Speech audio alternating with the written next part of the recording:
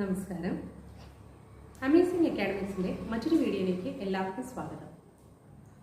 കേരളത്തിലെ 3 year and 5 year integrated LLB കോഴ്സിൻ്റെ entrance എക്സാമിനേഷനെ കുറിച്ചിട്ടാണ് ഇന്നത്തെ വീഡിയോ.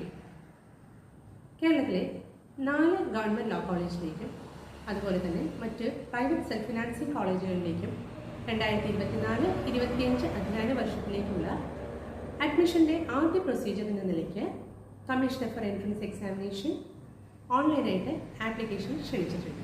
എൻട്രൻസ് എക്സാമിനേഷന് ഓൺലൈനായിട്ട് ആപ്ലിക്കേഷൻ ക്ഷണിച്ചിട്ടുണ്ട്. അപ്പോൾ ഈ ആപ്ലിക്കേഷൻ്റെ വിശദാംശങ്ങൾ എന്തൊക്കെയാണെന്ന് ചർച്ച ചെയ്യുന്നതും അതുപോലെ തന്നെ ഇതിൻ്റെ അടിസ്ഥാന യോഗ്യതകൾ എന്തൊക്കെയാണ്, എങ്ങനെയാണ് എക്സാമിനേഷൻ്റെ പാറ്റേൺ എന്നുള്ളതിനെക്കുറിച്ചെല്ലാം ഒരു ബ്രീഫ് ഐഡിയ തരുന്നതിന് വേണ്ടിയിട്ടാണ് ഇന്നത്തെ വീഡിയോ. അപ്പോൾ നമുക്ക് ആദ്യമായിട്ട് ഇതിൻ്റെ അടിസ്ഥാന യോഗ്യതകൾ എന്തൊക്കെയാണെന്ന് നോക്കാം. 3 ഇയർ LLBക്കും അതുപോലെ തന്നെ 5 ഇയർ ഇൻ്റഗ്രേറ്റഡ് LLBക്കും വേണ്ട അടിസ്ഥാന യോഗ്യത എന്ന് പറയുന്നതിൽ ആദ്യത്തേതാണ് ഒരു ഇന്ത്യൻ പൗരനായിരിക്കണം എന്നുള്ളത്. അതായത് ഇന്ത്യയിലെ ഏതൊരു സംസ്ഥാനത്തെ പൗരനും കേരളത്തിലെ ഒരു ഗവൺമെൻറ് ലോ കോളേജ് അഡ്മിഷന് വേണ്ടി അപേക്ഷിക്കാവുന്നതാണ്. പക്ഷേ കേരളീയനായ ഒരാൾക്ക് മാത്രമേ ഇവിടുത്തെ ഫീസ് ആനുകൂല്യങ്ങൾ അതുപോലെ തന്നെ സംവരണ ആനുകൂല്യങ്ങൾ ലഭിക്കുകയുള്ളൂ. അടുത്തതാണ് വിദ്യാഭ്യാസ യോഗ്യത. വിദ്യാഭ്യാസ യോഗ്യത അടിസ്ഥാന വിദ്യാഭ്യാസ യോഗ്യത 5 ഇയർ LLBക്ക് +2 പാസ്സായിരിക്കണം എന്നുള്ളതാണ്. അതുപോലെ തന്നെ 3 ഇയറിന് വേണ്ട അടിസ്ഥാന യോഗ്യത എന്ന് പറയുന്നത് ഡിഗ്രി പാസ്സായിരിക്കണം.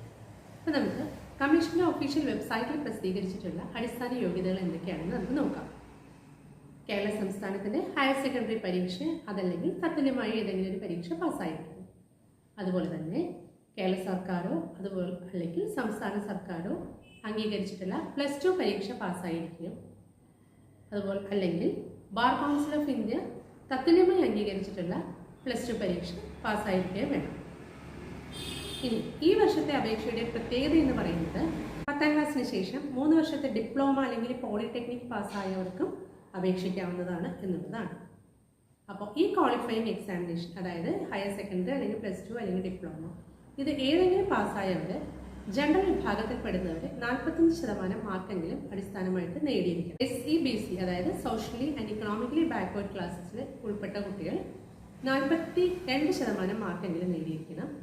SC/ST സ്റ്റുഡൻസ് 40% മാർക്ക് നേടിയിരുന്നാൽ അവർ അപേക്ഷിക്കാൻ യോഗ്യരാണ്. അടുത്തത് ഏജിനെ കുറിച്ചിട്ടാണ് പറയുന്നത്.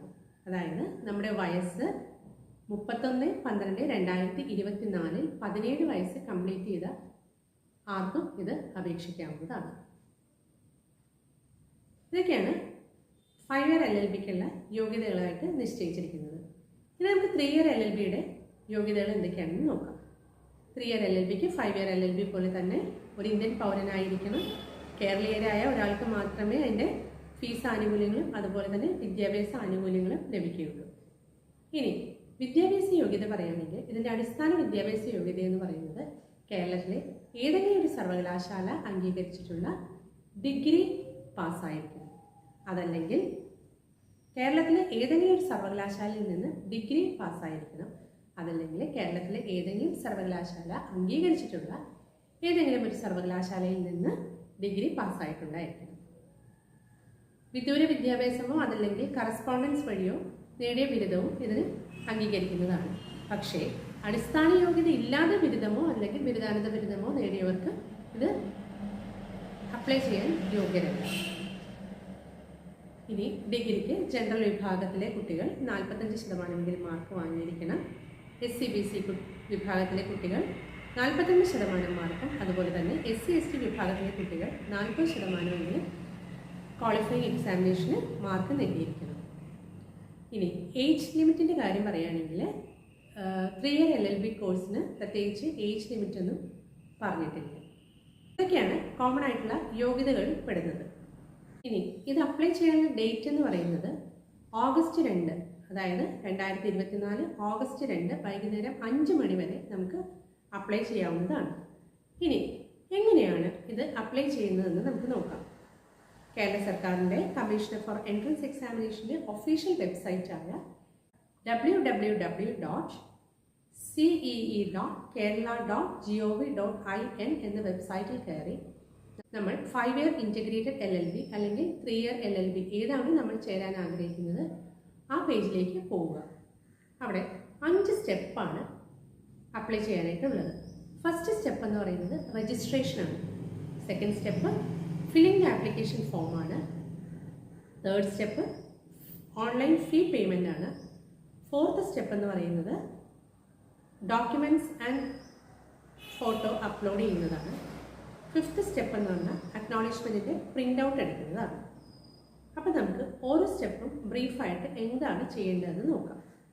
ആദ്യത്തെ സ്റ്റെപ്പായ രജിസ്ട്രേഷനിലേക്ക് പോകുമ്പോൾ അപേക്ഷകർ അവരുടെ ബേസിക് ഡേറ്റയും അതുപോലെ തന്നെ ഒരു പാസ്വേഡും കൊടുത്തു കഴിഞ്ഞാൽ നമ്മൾക്ക് ഒരു ആപ്ലിക്കേഷൻ നമ്പർ ലഭിക്കുന്നതാണ്. ഈ ആപ്ലിക്കേഷൻ നമ്പർ സൂക്ഷിച്ചു വെക്കേണ്ടതാണ്. കാരണം ബാക്കി അഡ്മിഷൻ പ്രോസസ്സിൻ്റെ എല്ലാ സമയത്തും നമുക്ക് ഈ ആപ്ലിക്കേഷൻ നമ്പർ ആവശ്യമായിട്ട് വന്നേക്കും. അടുത്തത് ആപ്ലിക്കേഷൻ ഫോം ഫില്ല് ചെയ്യുക എന്നുള്ളതാണ്. ഈ ആപ്ലിക്കേഷൻ ഫോം ഫില്ല് ചെയ്യുമ്പോൾ നമ്മൾ അവർ ചോദിച്ചിരിക്കുന്ന എല്ലാ ഡേറ്റാസും കറക്റ്റായിട്ട് കൊടുക്കുക. അതിനുശേഷം സേവ് ആൻഡ് പ്രിവ്യൂ എന്നൊരു ഓപ്ഷൻ കാണും. ആ ബട്ടൺ ക്ലിക്ക് ചെയ്ത് കഴിയുമ്പോൾ നമ്മൾ കൊടുത്തിരിക്കുന്ന ഡേറ്റാസ് എല്ലാം കാണാൻ പറ്റും. ഈ കാണുന്നതിൽ എന്തെങ്കിലും തെറ്റുണ്ടെങ്കിൽ ഈ സമയത്ത് നമുക്ക് തിരുത്താവുന്നതാണ്. ഇതെല്ലാം തിരുത്തി വീണ്ടും കറക്റ്റ് ആയതിനു ശേഷം സേവ് ആൻഡ് ഫൈനലൈസ് എന്ന് പറഞ്ഞൊരു ബട്ടൺ ഉണ്ട്. ആ ബട്ടൺ ക്ലിക്ക് ചെയ്യുക. ഈ ബട്ടൺ പ്രസ് ചെയ്തതിന് ശേഷം നമുക്ക് എന്തെങ്കിലും കറക്ഷൻ ഉണ്ടെങ്കിൽ വരുത്താൻ സാധിക്കില്ല. അതുകൊണ്ട് നമ്മൾ സേവ് ആൻഡ് പ്രിവ്യൂ സമയത്ത് തന്നെ നമ്മൾക്ക് ആപ്ലിക്കേഷനിൽ എന്തെങ്കിലും കറക്ഷൻസ് വരുത്താനുണ്ടെങ്കിൽ അപ്പോൾ ചെയ്തിരിക്കണം. അടുത്ത സ്റ്റെപ്പ് എന്ന് പറയുന്നത് ഓൺലൈൻ ഫീ പേയ്മെൻ്റ് ആണ്. ഫീ പേയ്മെൻറ്റ് ഓൺലൈനായിട്ട് നടത്തുന്നത് അതിന് നമുക്ക് ഇൻ്റർനെറ്റ് ബാങ്കിങ് അല്ലെങ്കിൽ ക്രെഡിറ്റ് കാർഡോ അല്ലെങ്കിൽ ഡെബിറ്റ് കാർഡോ യൂസ് ചെയ്യാവുന്നതാണ്. അടുത്ത സ്റ്റെപ്പാണ് നമ്മുടെ ഡോക്യുമെൻറ്റ്സ് എല്ലാം അപ്ലോഡ് ചെയ്യുക എന്നുള്ളൊരു സ്റ്റെപ്പ്. ഇവിടെ ആദ്യം നമ്മൾ നമ്മുടെ ഫോട്ടോഗ്രാഫ് അപ്ലോഡ് ചെയ്യും. ഫോട്ടോഗ്രാഫ് എന്ന് പറയുന്നത് നമ്മുടെ ഒരു പാസ്പോർട്ട് സൈസ് ഫോട്ടോ ആയിരിക്കണം. അത് ഒരു വൈറ്റ് കളർ ബാക്ക്ഗ്രൗണ്ടിൽ അല്ലെങ്കിൽ ഏതെങ്കിലും ഒരു ലൈറ്റ് കളർ ബാക്ക്ഗ്രൗണ്ടിൽ എടുത്തായിരിക്കണം. നമ്മുടെ ഫേസും അതുപോലെ തന്നെ ഷോൾഡറും കൃത്യമായിട്ട് കാണത്തക്ക രീതിയിലുള്ളൊരു ഫോട്ടോഗ്രാഫ് ആയിരിക്കണം. ഇതിൻ്റെ ഫോട്ടോയുടെ ഡയമെൻഷൻ എന്ന് പറയുന്നത് 150/200 പിക്സൽസ് ആണ്. ഇനി ഈ ഫോട്ടോഗ്രാഫ് JPG ഫോർമാറ്റിലായിരിക്കണം. അതുപോലെ തന്നെ ഫയലിൻ്റെ സൈസ് എന്ന് പറയുന്നത് 15 KB മുതൽ 100 KB വരെ ആയിരിക്കണം. അടുത്ത പ്രോസസ്സ് എന്ന് പറയുന്നത് നമ്മുടെ സിഗ്നേച്ചർ അപ്ലോഡ് ചെയ്യുക എന്നുള്ളതാണ്. അതിന് നമ്മളൊരു പ്ലെയിൻ വൈറ്റ് പേപ്പറിൽ നമ്മുടെ സിഗ്നേച്ചർ ഇട്ടതിന് ശേഷം സ്കാൻ ചെയ്തിട്ട് അപ്ലോഡ് ചെയ്യാവുന്നതാണ്. അടുത്തത് നമ്മുടെ ഡോക്യുമെൻറ്റ്സ് അപ്ലോഡ് ചെയ്യുക എന്നുള്ളതാണ്. അപ്പോൾ നമ്മുടെ ഡേറ്റ് ഓഫ് ബർത്ത്, അതുപോലെ തന്നെ നമ്മൾ സംവരണ ആനുകൂല്യം അവകാശപ്പെടുന്നുണ്ടെങ്കിൽ അതിനുള്ള സർട്ടിഫിക്കറ്റ്സ്, ഫിസിക്കലി ഹാൻഡിക്യാപ്ഡ് ആണെങ്കിൽ അതിൻ്റെ സർട്ടിഫിക്കറ്റ്സ്, അതുപോലെ തന്നെ ഏതെങ്കിലും നമുക്ക് സ്പെഷ്യൽ റിസർവേഷൻ ഉണ്ടെങ്കിൽ അതിൻ്റെ സർട്ടിഫിക്കറ്റ്സ്, വിദ്യാഭ്യാസ യോഗ്യത തെളിയിക്കുന്ന സർട്ടിഫിക്കറ്റ്സ്, ഇതെല്ലാം അപ്ലോഡ് ചെയ്യുക എന്നുള്ളതാണ്. അപ്പോൾ ഈ ഫയൽസ് എല്ലാം PDF ഫോർമാറ്റിലായിരിക്കണം. പിന്നെ ഇതിൻ്റെ സൈസ് എന്ന് പറയുന്നത് 10 KB മുതൽ 100 KB വരെ ആയിരിക്കണം. അപ്പോൾ ഇതെല്ലാം അപ്ലോഡ് ചെയ്തതിന് ശേഷം നമ്മൾ ഇതിൻ്റെ എല്ലാം ഒറിജിനൽസ് സൂക്ഷിക്കേണ്ടതാണ്. കാരണം അഡ്മിഷൻ സമയത്ത് നമ്മൾക്ക് ഈ എല്ലാ ഒറിജിനൽസും പ്രൊഡ്യൂസ് ചെയ്യേണ്ടതായിരിക്കും. അടുത്ത പ്രോസസ്സ് എന്ന് പറഞ്ഞാൽ നമ്മൾ ഇതിൻ്റെ അക്നോളജ്മെൻറ്റിൻ്റെ ഒരു പ്രിൻ്റ് ഔട്ട് എടുക്കുക എന്നുള്ളതാണ്. ഇതാണ് ഫൈനൽ സ്റ്റെപ്പായിട്ട് പറയുന്നത്. അപ്പോൾ എല്ലാവരും മറക്കാതെ ഓഗസ്റ്റ് 2 വൈകുന്നേരം 5 മണിക്ക് മുന്നായിട്ട് എല്ലാ ആപ്ലിക്കേഷൻ പ്രൊസീജിയേഴ്സും കംപ്ലീറ്റ് ചെയ്യേണ്ടതാണ്. അതിനുശേഷം കമ്മീഷൻ്റെ ഒഫീഷ്യൽ വെബ്സൈറ്റിൽ പറഞ്ഞിരിക്കുന്നത് 12/8/2024 നമുക്ക് അഡ്മിറ്റ് കാർഡ് പ്രിൻ്റ് ഔട്ട് എടുക്കാം എന്നുള്ളതാണ്. അഡ്മിറ്റ് കാർഡ് പ്രിൻ്റ് ഔട്ട് എല്ലാവരും നിർബന്ധമായിട്ടും എടുത്തു വയ്ക്കണം. കാരണം നമ്മൾ ഈ അഡ്മിറ്റ് കാർഡും അതുപോലെ തന്നെ നമ്മുടെ ഒരു തിരിച്ചറിയൽ കാർഡുമായിട്ടായിരിക്കും നമ്മൾ എക്സാമിനേഷൻ ഹാളിൽ കയറേണ്ടത്. ഇനി എക്സാമിൻ്റെ ഡേറ്റ് എന്നായിരിക്കുന്നതിനെക്കുറിച്ച് കമ്മീഷൻ്റെ വെബ്സൈറ്റിൽ രേഖപ്പെടുത്തിയിട്ടുണ്ട്. അതായത് 18/8/2024 എക്സാമിനേഷൻ നടക്കുക. അത് 5 ഇയർ LLBക്ക് രാവിലെയും അതുപോലെ തന്നെ 3 ഇയർ LLBക്ക് ഉച്ച കഴിഞ്ഞുമാണ് എക്സാം നടക്കുക. 5 ഇയർ LLBക്ക് റിപ്പോർട്ടിംഗ് ടൈമായിട്ട് പറഞ്ഞിരിക്കുന്നത് രാവിലെ 8 AM ആണ്. അതുപോലെ തന്നെ എക്സാം നടക്കുന്നത് 10 മുതൽ 12 മണി വരെ ആയിരിക്കും. 3 ഇയർ LLBക്ക് റിപ്പോർട്ടിംഗ് ടൈം 1 o'clock ആണ്. എക്സാമിനേഷൻ നടക്കുന്നത് 3 PM to 5 PM ആണ്. ഇതിൻ്റെ റിസൾട്ട് പ്രഖ്യാപിക്കുന്നത് 31/8/2024 ഇനി അടുത്ത സ്റ്റെപ്പ് നമ്മൾക്ക് എല്ലാ ആപ്ലിക്കേഷൻ എല്ലാം കൊടുത്തു കഴിഞ്ഞാൽ അടുത്ത നമുക്ക് എക്സാമിനേഷൻ എങ്ങനെയാണ് നടത്തുന്നതെന്ന് നോക്കാം. എക്സാമിൻ്റെ ഡേറ്റും അറിഞ്ഞു നമ്മൾ ഓൺലൈനായിട്ട് ആപ്ലിക്കേഷൻ സബ്മിറ്റ് ചെയ്തു. ഇനി എക്സാമിൻ്റെ പാറ്റേൺ എങ്ങനെയാണെന്ന് നമുക്ക് നോക്കാം. എക്സാം ഒരു കമ്പ്യൂട്ടർ ബേസ്ഡ് എക്സാം ആയിരിക്കും. അത് 2 hours ഡ്യൂറേഷൻ ആയിരിക്കും ഉണ്ടാവുക. അതിൽ 120 ക്വസ്റ്റ്യൻസ് ആണ് ഉണ്ടാവുക. മാക്സിമം മാർക്ക് എന്ന് പറയുന്നത് 360 ആണ്. ഇതിൽ 4 സബ്ജക്ട്സ് ആണ് ഉൾപ്പെടുത്തിയിരിക്കുന്നത്.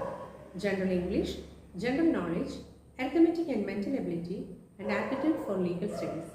ഇതാണ് 4 ടോപ്പിക്സ്. ഈ ഓരോ ടോപ്പിക്സിനും എത്ര ക്വസ്റ്റ്യൻസ് വീതമാണ് ഉള്ളതെന്ന് നമുക്ക് നോക്കാം. ജനറൽ ഇംഗ്ലീഷിൽ നിന്ന് 36 ക്വസ്റ്റ്യൻസ്, ജനറൽ നോളേജ് വിഭാഗത്തിൽ നിന്ന് 27 ക്വസ്റ്റ്യൻസും, അരിത്തമെറ്റിക് ആൻഡ് മെൻ്റൽ എബിലിറ്റിയിൽ നിന്ന് 15 ക്വസ്റ്റ്യൻസും, അതുപോലെ തന്നെ ആപ്റ്റിറ്റ്യൂഡ് ഫോർ ലീഗൽ സ്റ്റഡീസിന് 42 ക്വസ്റ്റ്യൻസുമാണ് ഉണ്ടാകുന്നത്. അപ്പോൾ ഓരോ ശരിയുത്തരത്തിനും 3 മാർക്ക് വെച്ചാണ് ലഭിക്കുക. അതായത് 120 × 3 360 മാർക്കാണ് ഒരു വിദ്യാർത്ഥിക്ക് മാക്സിമം കിട്ടാവുന്ന മാർക്ക്. ഓരോ തെറ്റുത്തരത്തിനും 1 മാർക്ക് ഡിഡക്റ്റ് ചെയ്യുന്നതായിരിക്കും. പിന്നെ അൺആൻസേർഡ് ആയിട്ട് ക്വസ്റ്റ്യൻസിന് ഇവാലുവേറ്റ് ചെയ്യുന്നതായിരിക്കില്ല. അപ്പോൾ എല്ലാവരും മാക്സിമം നെഗറ്റീവ് മാർക്ക് വരുത്താതിരിക്കാൻ നോക്കുക. ഇനി നമ്മൾ എക്സാമിന് വേണ്ടി കഴിഞ്ഞു. ഇനി നമ്മൾ റാങ്ക് ലിസ്റ്റിൽ വരണമെങ്കിൽ നമ്മൾക്ക് എത്ര മാർക്ക് നേടിയിരിക്കണം എന്നുള്ളത് നമുക്ക് നോക്കാം. ജനറൽ വിഭാഗത്തിലെയും അതുപോലെ തന്നെ SC/BC വിഭാഗത്തിലെയും വിദ്യാർത്ഥികൾക്ക് മിനിമം 10% മാർക്ക് ഉണ്ടെങ്കിൽ, അതായത് 360-ൽ 10%, 36 മാർക്ക് ഉണ്ടെങ്കിൽ റാങ്ക് ലിസ്റ്റിൽ ഇടം നേടാവുന്നതാണ്. SC/ST വിഭാഗക്കാർക്ക് മിനിമം 5%, അതായത് 5% മാർക്ക് ഉണ്ടെങ്കിൽ, അതായത് 360-ൽ 18 മാർക്ക് ഉണ്ടെങ്കിൽ റാങ്ക് ലിസ്റ്റിൽ ഇടം നേടാവുന്നതാണ്. അപ്പോൾ എല്ലാ കുട്ടികളും നല്ലപോലെ പഠിച്ച് മാക്സിമം മാർക്ക് സ്കോർ ചെയ്ത് ഏതെങ്കിലും ഒരു ലോ കോളേജിൽ അഡ്മിഷൻ നേടാൻ ശ്രമിക്കുക. അടുത്ത വീഡിയോയിൽ നമുക്ക് ഏതൊക്കെയാണ് കേരളത്തിലെ ഗവൺമെൻറ് ലോ കോളേജുകൾ, അതുപോലെ തന്നെ പ്രൈവറ്റ് സെൽഫ് ഫിനാൻസിങ് കോളേജുകൾ ഏതൊക്കെയാണ്, അവിടെ എത്ര സീറ്റ് വീതം അവൈലബിൾ ആണ്, ഏതൊക്കെ കോഴ്സാണ് അവിടെ പഠിപ്പിക്കുന്നത്, അവിടെ ഫീസ് സ്ട്രക്ചർ എന്താണ് എന്നുള്ളതിനെക്കുറിച്ച് പറയുന്നതായിരിക്കും. അപ്പോൾ നിങ്ങളുടെ റിസൾട്ട് വരുന്നതിന് മുന്നേ തന്നെ അടുത്ത വീഡിയോ ആയിട്ട് വീണ്ടും കാണാം. ഇനി അപ്ലൈ ചെയ്യുന്നതിൽ എന്തെങ്കിലും സംശയം ഉണ്ടെങ്കിൽ നിങ്ങൾക്ക് കമൻറ്റ് ബോക്സിലൂടെ ചോദിക്കാവുന്നതാണ്. അതുമല്ല, നിങ്ങൾക്ക് ഈ മത്സര പരീക്ഷയ്ക്ക് ചോദിക്കുന്ന ആപ്റ്റിറ്റ്യൂഡ് ഫോർ ലീഗൽ സ്റ്റഡീസിൽ ഏതെങ്കിലും ഒരു ക്വസ്റ്റ്യനിൽ എന്തെങ്കിലും ഒരു ഡൗട്ട് ഉണ്ടെങ്കിൽ അതിൻ്റെ ആൻസർ വേണമെങ്കിൽ നിങ്ങൾക്ക് കമൻറ്റ് ബോക്സിലൂടെ ചോദിക്കാവുന്നതാണ്. ഞാൻ എല്ലാത്തിനും മറുപടി തരുന്നതായിരിക്കും. അപ്പോൾ എല്ലാവരും നല്ലപോലെ പ്രിപ്പയർ ചെയ്യുക. മറ്റൊരു വീഡിയോയുമായിട്ട് അടുത്ത ദിവസം തന്നെ കാണുന്നതായിരിക്കും. എല്ലാവർക്കും bye from team amazing academy.